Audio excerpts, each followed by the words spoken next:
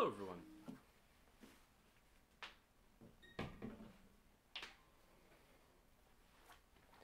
I will admit that today is not the most prepared stream. It's kind of just a chill day for me. I was watching the UCF game earlier, so go Knights. Congrats on the big win. But I do have the stock market page up at the moment, and that is because Thomas actually wants to reinvest his investments. So he is jumping on the yellow bandwagon, as you can see by my current um, allegiance to the yellow stock. So he said that he wanted to trade all of his red in and half of his green for more yellow. I think that's a pretty good investment at the moment. So if we look at the values here, we can see that yellow is currently at a value of 28, red is at a value of 78, and green is at a value of 105. So he is probably going to get a decent amount of stock out of this. So if he has 205 red stock, then I would assume that he said he wants to use all of that, so let's multiply that by 78. And he also has his 307 green stock. I'll go on the low side of half just to be safe, so that is 153. That multiplied by 105. We're going to add those two numbers together, and we're also going to add in his 67 that he has in his balance. I'm assuming that he is wanting to have all of his cards on the table due to the fact that he's been kind of playing that way most of the time. So Thomas, if you do watch this and you notice that you didn't necessarily want to spend that, let me know. I'll change it. It shouldn't change anything by next Thursday, but after Thursday then things can get confusing. So he currently has 32,122 Jonos to spend. He wants to spend those on yellow. So let me go ahead and lower these down to 0. And keep an eye on what his value was. I realize I said that a little bit late, but you should still be able to check that out. Oh, sorry. I didn't want to bring that down to 0, so I'm going to Control Z that. We're wanting to bring this down to 154. 154. Okay, so now if I take this 32,122 and divide that by 28, that gives us 1,147. So we're going to take that, subtract 1,147 from that, multiply it back by 28, and that says that he has 6 Jonos in his bank at the moment, but he is going to have 1,147 plus 160. He's going to have 1,307 yellow stock, which is interesting because he actually had 307 green stock to begin with. So that's kind of cool that he still has that 307. But that is the change that Thomas wanted to make, and that is due to the fact that if we look at the market trends, yellow is at an all-time low. Not necessarily the lowest that anything has been. I believe red actually was lower here at 26, but it is quite low, which tends to result in high returns. So I think Thomas is planning to take hold to that investment and expand upon his current state, which is it's a good idea. So that is it for the stock market update. If you do want to vote in this week's stock market fluctuation, I did put a card up in the corner, so you can click on the eye icon. You won't be able to vote on this video, but if you click on the link in the card, it'll send you to the video where you can vote. So that's what you can do. Once again, that's the little eye icon up at the top right corner. So we're going to save this off. By the way, Thomas should be back to where he was money-wise. Actually, I can go check the contestants' trends because that should be the most recent. Yes, so Thomas does have the correct amount of money in his assets.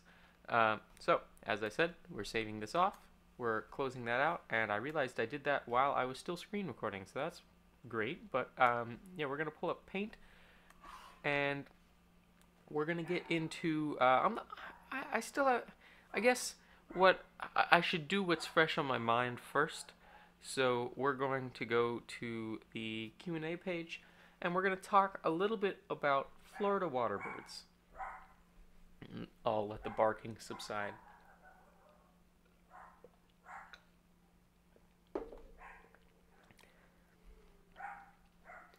Well, I guess we're going to start it off with some barking. So, um, as I mentioned, we are going to be talking about Florida water birds. And so today, the bird of choice, and when I say bird, I do mean the singular, is the osprey.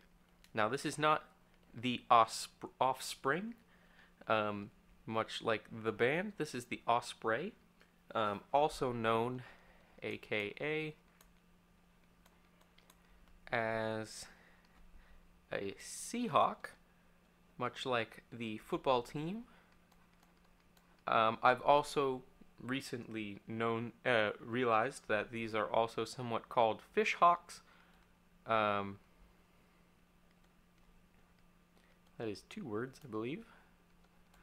That's just kind of the general trend towards their behavior. Now, osprey are, they're very aggressive looking. I believe they're part of the raptor group. So if we kind of get a picture, they have this curved beak. I'm doing a terrible job. This looks like a parrot. Maybe I should pull up my reference. That would be a good idea. Yeah, let's go with that. So osprey are, they have large muscular bodies with big muscular legs and large talons.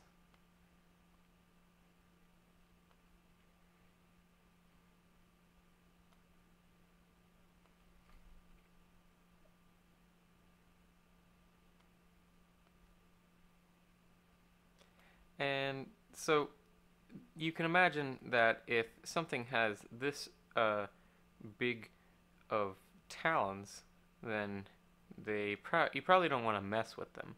Now, they aren't necessarily aggressive towards any larger animals, so in terms of humans, this isn't necessarily a problem. They are quite large. I have read that their wingspans can reach up to 5 feet, which is fairly significant. Now, large birds like this tend to have quite large wings just to generate a lot of power. But there's some interesting things about the osprey that I will point out to you so that you can possibly see these wonderful creatures in your everyday life, but also understand a little bit about how they behave in general. So that is a much better picture now that I'm looking at an actual reference. They kind of have like a darker gray to their beak area. So let me close this off. We're gonna color that in, not like that. And they just kind of have some extra. So maybe we can throw in some sprays here and get some larger size to this.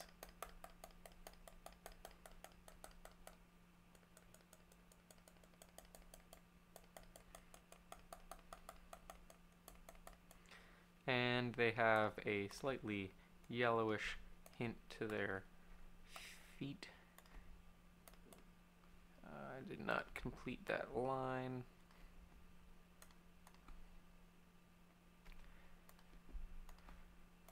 There we go. So this is the osprey, and we're gonna be talking a little bit about what they do in their day-to-day life.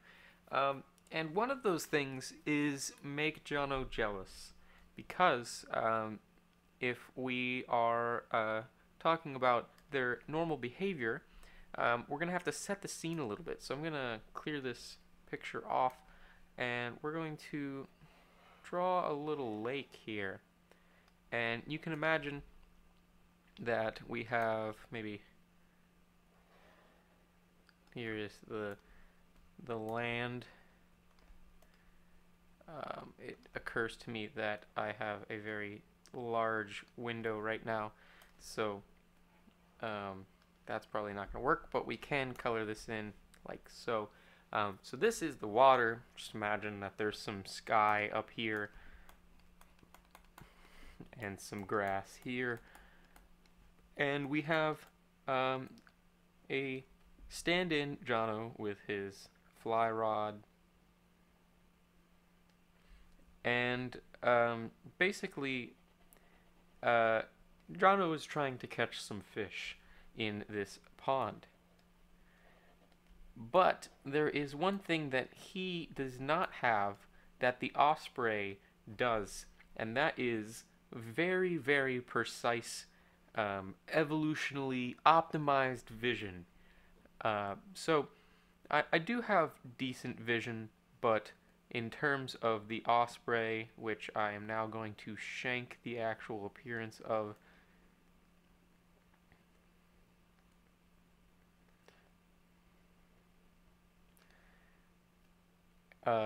I don't stand a chance.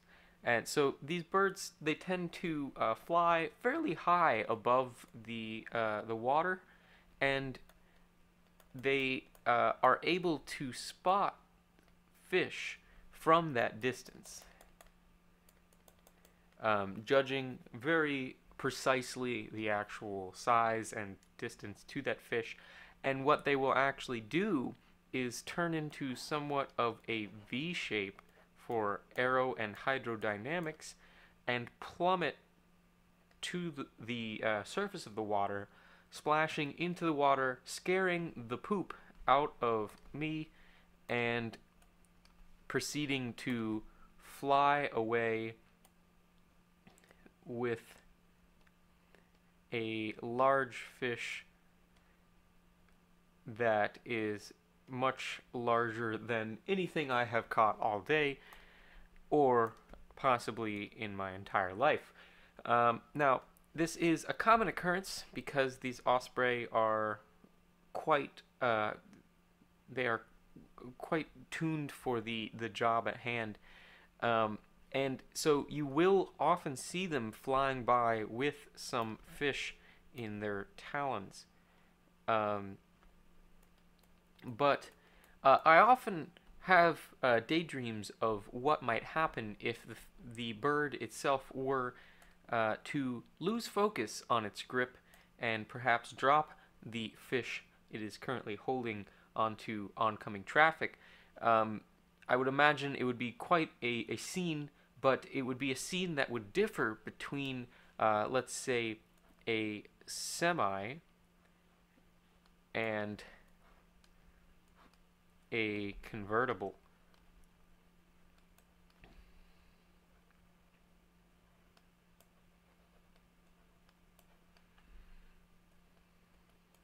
Whereas some would be an inconvenience, the other would be possibly a day ruiner, if not a broken neck.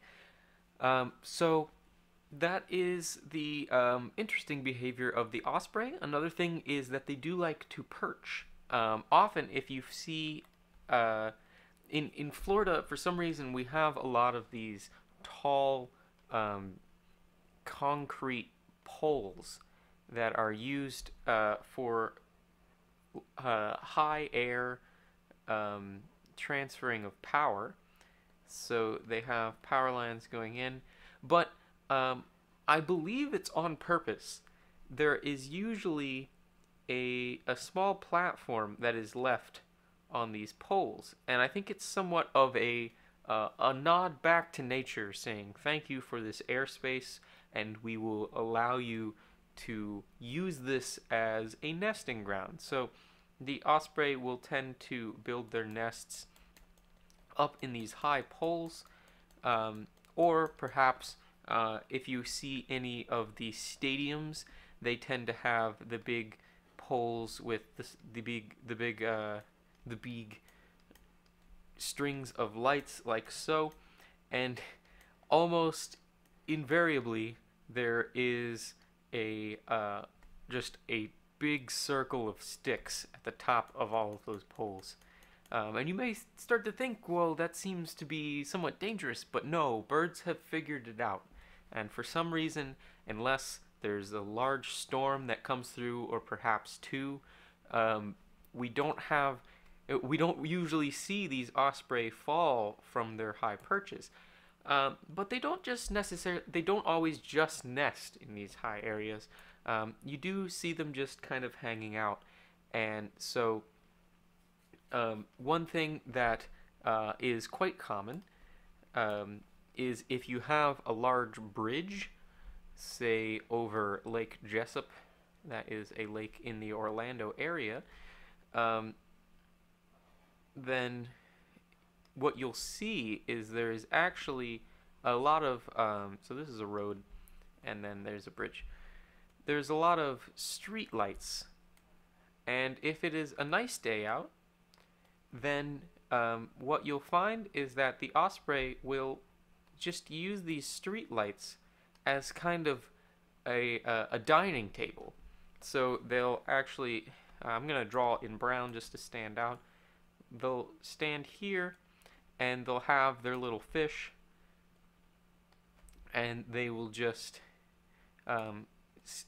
pretty much every single light will have an osprey on it, with a fish, and just eating away. And so they're having the time of their life. But the funny thing is, almost like a switch, if it's not a nice day out, if it's really rainy, then on the flip side, what you see up on these lights is actually turkey buzzards, which is kind of a crazy sight, because you're like, it's like the gateway to Orlando, and then all you see are these vultures just kind of eyeing you down. Sometimes they have fish, but they're not as graceful, nor do they have the impeccable ability to dive from high, to gain that aerodynamics in order to puncture through the water. So this is one fun sight that you tend to see in Florida.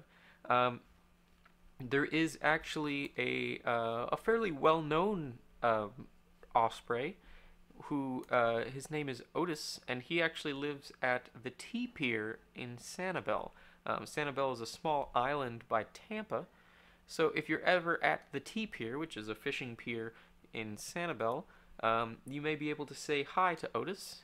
He tends to be a little bit more friendly if you actually catch something. So that's one little tourist attraction. But that is going to be pretty much it for the osprey talk.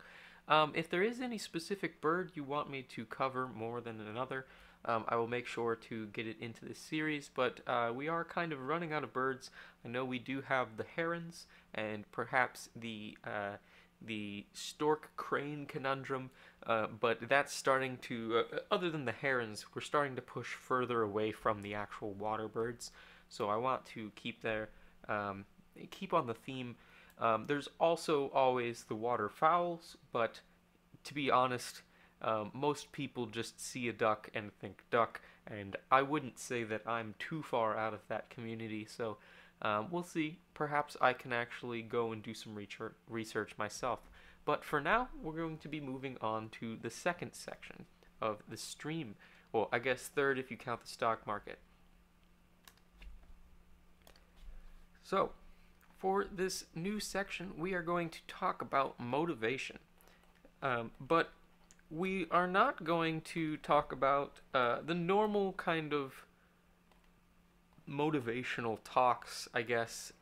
There's one thing that I've found is that in the realm of engineering, there is a lot of stress and a lot of work that needs to be done, which can sometimes cause depression, or perhaps a slum of your workload where there's a lot to be done, so you don't do any of it. And I just wanted to kind of shed some insight on the whole idea of motivation and getting the job done. I hope to provide this insight in a way that is acceptable by the engineering community. So we're not going to be talking about all of the hocus pocus of certain motivational speeches. Instead, we're going to be talking about friction and energy.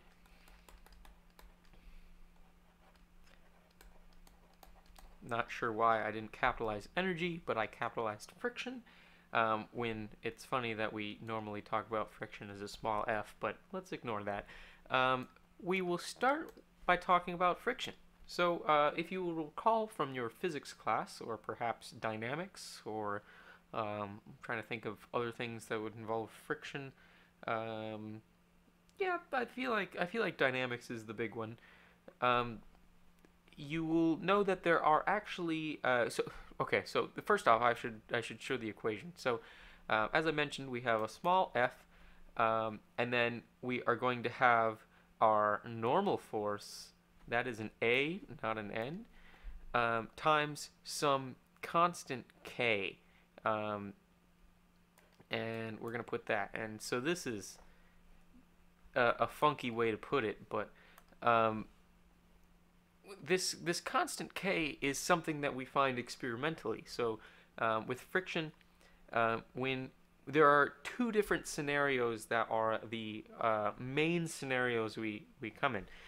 So to get an idea for this, we really have to see what's happening on a micro scale. So if we have, per se, a box that we are trying to slide across a surface,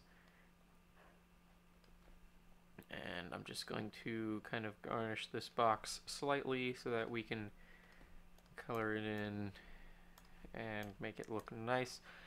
So we have this box, and we have some surface that we are sliding this box across. We are applying some sort of force, and this force actually has nothing to do with the friction at all, other than the fact that the friction is opposing it. So if we increase the force, the friction doesn't change unless we change to a different scenario. This normal force is actually the weight of the box in this scenario, pushing down and making this connection between the bottom of the box and the floor that we are sliding across. But if we take a magnifying glass to this section right here, and we just kind of zoom in, what you'll find is that if we have, so I'm going to draw like this, and this is going to be like oh, sorry, I didn't mean to complete it. So that's going to be a chunk of the box, and this is going to be a chunk of the ground, which I have once again not done what I wanted. The box is going to have some irregularities to it, because everything isn't necessarily perfectly smooth. You can only achieve perfectly level surfaces if you were perhaps a super genius, but then the floor itself also has these irregularities. Now, unlike my picture, they don't necessarily match up in sequence, but just picture that this is some arbitrary amount of spikes and bumps that are not significant enough to show up on a macro scale, macro in that case. So this is our box, and this is our ground. And so, like I said, there are two different things that can happen here. We can have one case where the box is currently sitting where there are a lot of well, let me grab this. Let me see if I can do this. So actually, I don't know why I'm doing that. Why don't I grab the box? Because that would make more sense. And we're going to do a transparent selection. Yeah. So then if I grab this, because I used white, other than the fact that I missed that corner. So there's two different situations. The box could be sitting here, where it's kind of locked in place by these different bumps. And when you push to the side, what happens is that in order to actually start moving, there is something we have to overcome, and that's the geometry of this micro scale. So you actually have to go up a little bit to get over these little bumps and dislodge them. So this is something that is called the um, the static friction. So we're gonna call that F little s. So in that case, the static friction is saying that we haven't started moving yet. So with the static friction, it's difficult to get something to start moving. But what's interesting is once you overcome that little problem of the static friction, we get to something called the kinetic friction. And what's nice about the kinetic friction is that since we have already overcome our original problem, we are now sliding over the tops of these bumps, much like if you hit the right speed in a fast boat. You can skip over the tops of the waves, and you don't get that turbulence that you do. With the kinetic friction, we are now moving smoothly across this micro scale topography, and it allows us to use less force to continue that movement. It's something that's a little confusing with inertia, because if we think of inertia, inertia just resists change to speed. So we would imagine that it would resist in the initial state because it doesn't want to start moving. But then once it starts moving, we would imagine that it would take the same amount of force to stop it from moving in a little bit. So it obviously, if you apply the force over a certain period of time, then you have to add that up and calculate the energy. But ignoring that, so how does this apply to motivation? Now, I bet you can probably guess where I'm going at with this, but basically what I'm saying is that with when you have a long list of things to do, or perhaps you haven't done something in a while, and in my case, this happens a lot with coding. So if I'm trying to code my game, then perhaps I've gone on vacation or something, and when I come back, I haven't done it in a while. So it might take a little bit more effort to actually get myself to do that. But once I get the ball rolling, things really start to click because I'm in the right mindset, and I'm actually working on what I'm trying to do. So I can see the end goal. So that is my relation to our static friction and our kinetic friction. Oh, we're gonna do an F and a K. So the static friction is the situation where you perhaps are laying on the couch and you have 3 assignments to do, and you are just trying to think about which one you might want to do first, or prioritizing, but what's really happening is that your mind is just not moving yet. And so my suggestion is to just do something, even if it's not the homework, even if it's just a little task like perhaps going and putting the dishes away or something like that.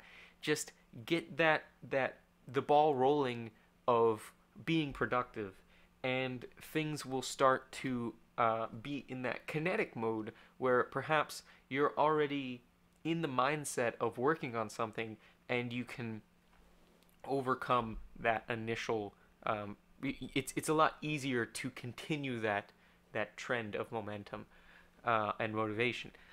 So I said that there were 2 different topics I was talking about in terms of motivation. The second is going to be energy, and so energy, the way I'm explaining this is somewhat similar, but I'm going to try to give a slightly different scenario for how it's used. So In terms of energy, we're talking about reactions. And so if you think about a situation, perhaps if we have the reaction for water between hydrogen and oxygen. So we have H2 plus O2 is goes back and forth, I guess, kind of sometimes with 2H2O, and we need two of those. So this is the equation that is used to explain the creation of water. Now, in real cases, sometimes when we don't usually have like perfect situations like this, but what we can explain is the energy states of the reactants and the energy states of the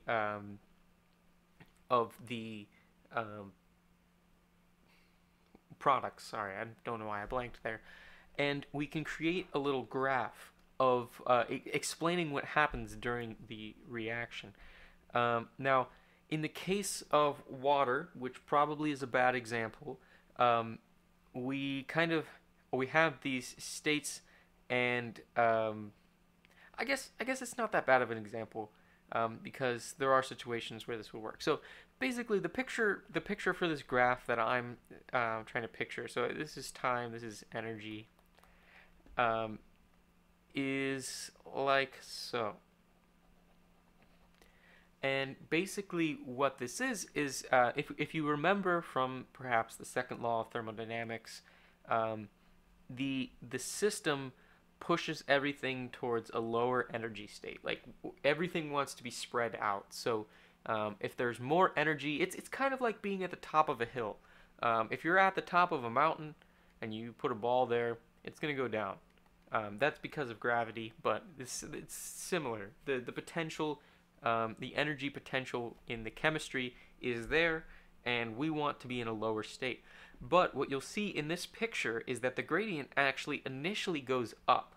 And the reason for this is that it's currently in a stable state.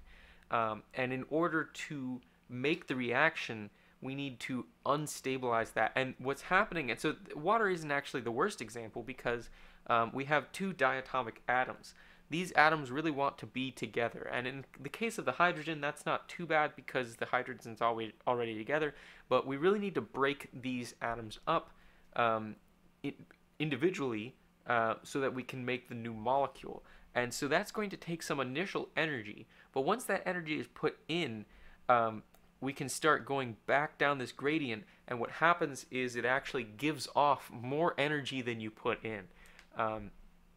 So what this would kind of go towards, and so I mean this follows suit with water. If you put hydrogen in oxygen and then give it a spark, it will ignite quite vigorously and turn into water.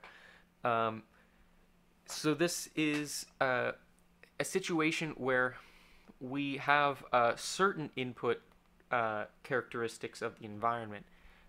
So this is ICs or something like that. And this is the graph that we're getting. And in this current situation, in this initial environment, there is this gap to get, or sorry, not a gap. There is this mountain we have to climb in order to get to the situation where things kind of just flow on their own. Now, what I would suggest in terms of reaction energy is that if we change the initial conditions a little bit, we can find a situation where things are actually in our benefit and it's easier to accomplish a task. So what you may find is perhaps that if the temperature were high enough, this reaction will take place automatically once the two reactants are introduced to each other. And that is because the graph now no longer has that hump and just immediately starts going down. And so that's what I mean by changing the initial conditions. In terms of the reaction, if we change perhaps the temperature, pressure, the amount, the proportions of the different materials and reactants, perhaps if there's some sort of catalyst available, then there are situations where these reactions will just happen on their own without having to introduce some sort of energy to the system. And so, in terms of motivation, what this plays out to is perhaps you are in a situation where you are actually attempting to start your work, but it's not necessarily working. Um, that's probably a terrible sentence, but what I would suggest is you should change the situation because obviously something that is currently happening isn't working. Now, this is a dangerous idea because if you are actually just procrastinating, you can use this as an excuse in order to continue procrastinating.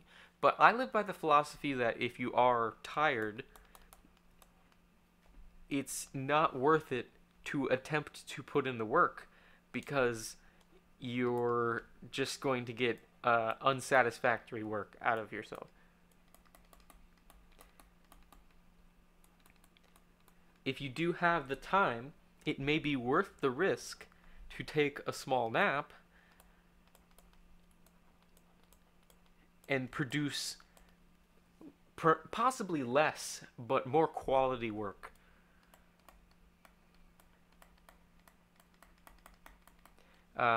It has been found that people who try to drive while tired tend to do very poorly in terms of reactions and actually thinking about what they're supposed to do.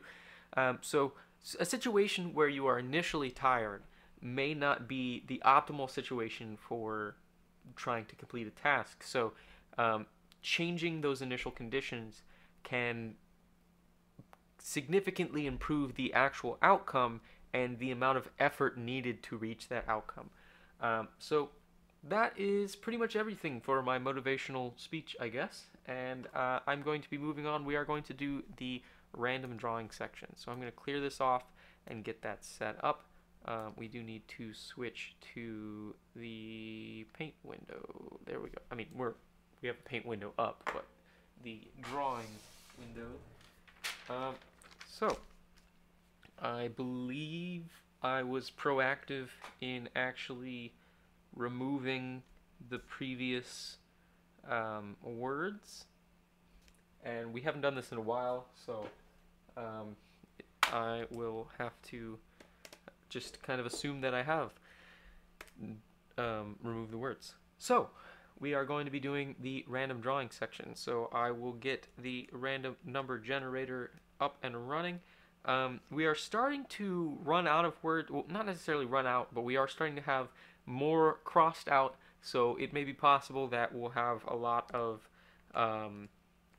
overlap numbers that I have to redo, but we are going to get the first number.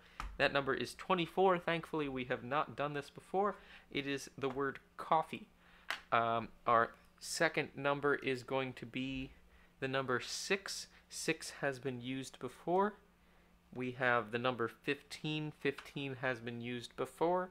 We have the number 21. 21 has been used before. As I mentioned, this might happen. We have the number 23. 23 has been used before. We have the number 20. 20 has been used before. We have the number 12. 12 has not been used before. It is the verb undress.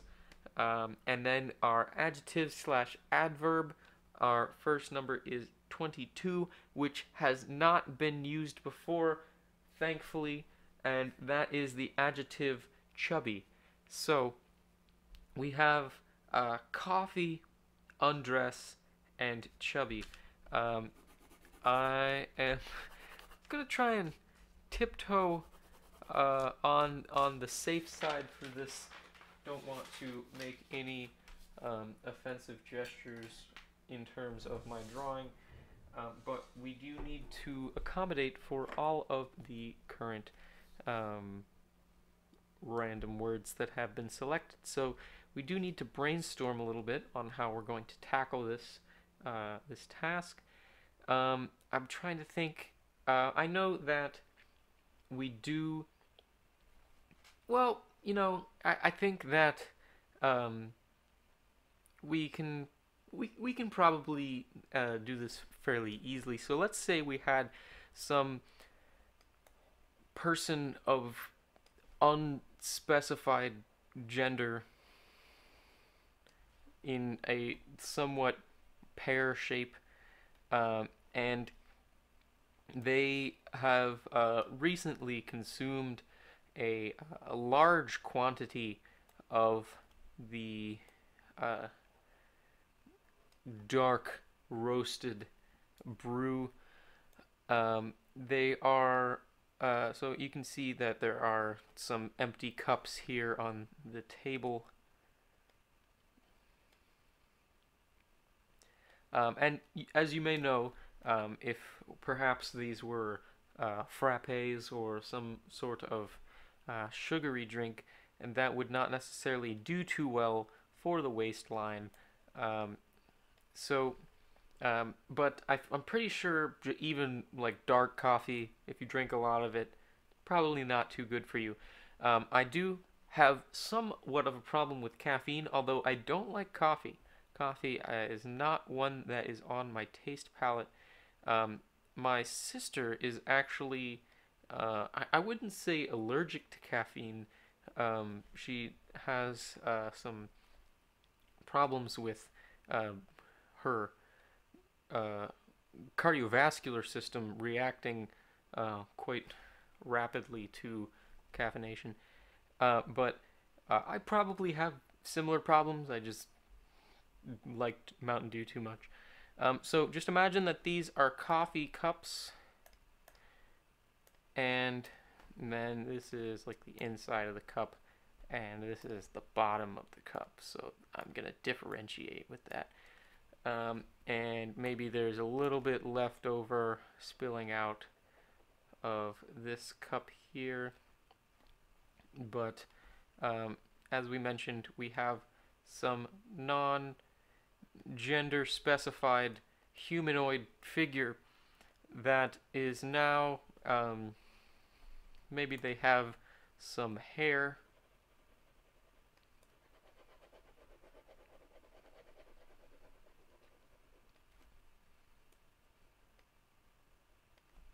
and other humanoid facial features, including ears.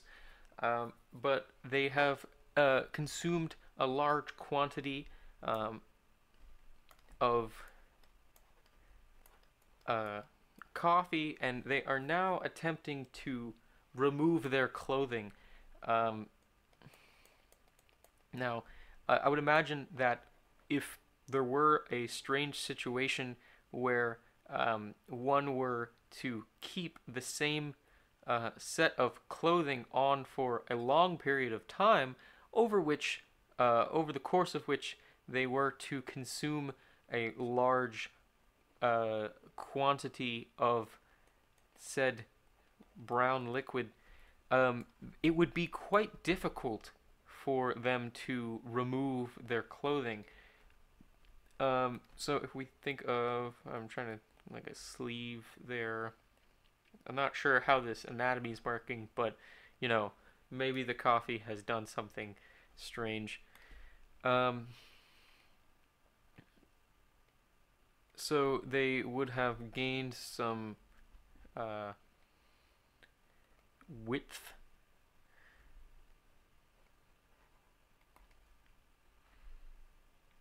This is going to have so this dw dx is greater than 0.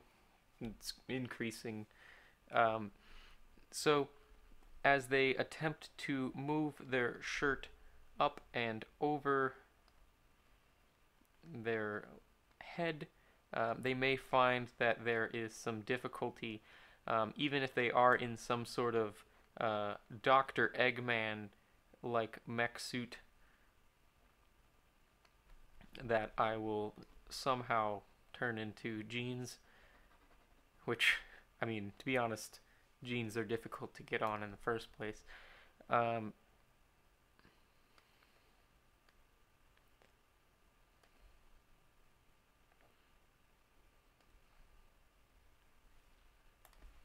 Yeah, I'm gonna remove those lines. So it's starting to get to where I was expecting. We're going to pick a neutral skin color, perhaps blue.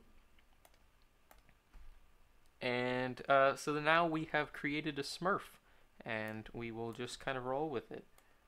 Um, Sorry if that's offensive to anybody who is actually a Smurf. What am I missing here? I'm not closed down here, and perhaps there, but we will assume the rest is good to go. And so, as I mentioned, they are attempting to move this shirt up over their head, but we're not sure if that is going to work. Let me make some adjustments to improve the ambiguity. So I think that we are actually at a good point in the picture, and I have thoroughly explained the coffee, the chubby, and the undress. So if coffee has made you chubby, you will have some difficulty undressing. And I guess that's what we're going for. So that is going to be it for today. Perhaps we can put some cool lavender in the background just to make it pop. But that is the full picture. I want to thank you guys for watching. I hope you have enjoyed the topics for today. I am speaking with someone about having a guest stream in the future. Not sure when exactly that will happen, but it should be on a Saturday, assuming that I can keep up the normal schedule. I'm also trying to get back into the swing of things with tax, but as you may know, I do have my classes that I'm currently working on right now. So things are going to get even more and more hectic as the semester goes on. So thanks for sticking with me if you have been for all these years, and I'm sure I'll power through it somehow. So thank you for watching, and goodbye.